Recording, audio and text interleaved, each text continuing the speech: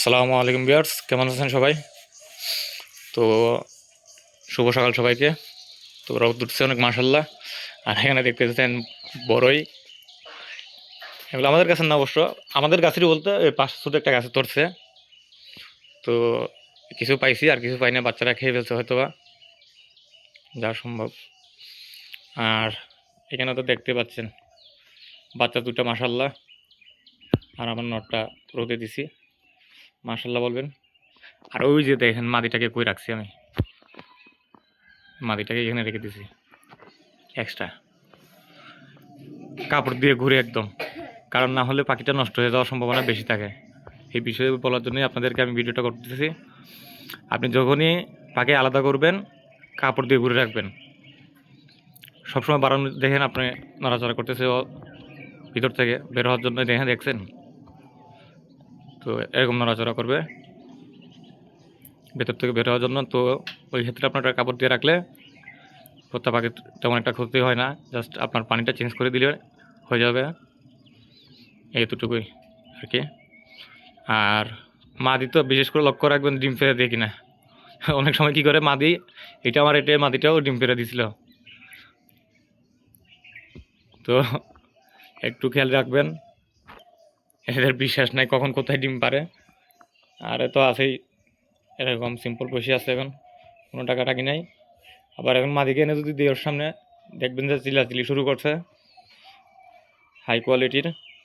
তো এগুলো খাঁটি বড়ই, যদি বড়ই টড়ই লাগে কারো আমাকে জানাবেন। এই যেমন লাল শাক হচ্ছে কেন, লাল শাক এগুলো দেখতে পারেন, কারো বড়ই লাগলে বলিয়েন, ইনশাল্লাহ পাঠাই দিতে পারবো আপনার কুরিয়ার সার্ভিস অথবা বাসের মাধ্যমে। বিশেষভাবে কিছু কুরিয়ার সার্ভিসে নেয় আপনার এগুলো। তো আমি এখনও দেখেন পানির পাটিগুলো বাইরে রাখছি, পানি দিই ওদেরকে, কারণ আমি ভিটামিনের পানি দিব, তো এই কারণে। এখানে 3টা বাটি দেখতেছেন, আর ভিতরে আরেকটা আছে অবশ্য। তো ওই বাচ্চাটার দলগুগু আর কি, আপনার দলগু পেয়ারটা ওদেরকে ভিতরে রাখছি, রোদে আনি নাই। আনবো, ওদের বাচ্চাটাও আনবো, আর 2-1 দিন যাক। আর আমি চিন্তা করতেছি ওদেরকেও বাচ্চাকে ওদের বাচ্চাকে হ্যান্ড ফিডিং করাবো, কারণ হ্যান্ড ফিডিং করাইলে মনে করেন একটা লাভ কি, আপনার মানে বাচ্চাগুলো টিম থাকে, হেডফোন না লাগাইলে এগুলো টিম থাকে না এগুলা। তো ওদেরকেও দেখাই আপনাদেরকে, দেখাচ্ছি যখন সবগুলাকে। তো এই যে দেখতে পাচ্ছেন আমার দলগুগু আমাকে মারার জন্য কি করতেছে, মানে তোটা ফাজিল হয়েছে, এগুলো বলার মতো না। আমার মনে হয় ওরে ছেড়ে দিলেও যাবে না হয়।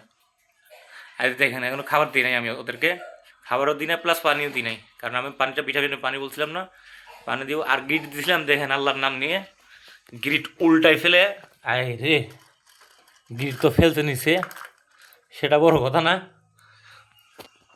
এই যখন বাচ্চা দিবে তখনই কিন্তু গ্রিট খাওয়াতে হবে। দেখেন এদিন মাটিটা নামছে খাওয়ার জন্য। একটু যদি আপনাদেরকে বাচ্চাগুলো দেখাই ফেলি, মাশাল্লাহ বলবেন, আলহামদুলিল্লাহ, আল্লাহর দান। আমার পাখি যেন সুস্থ থাকে।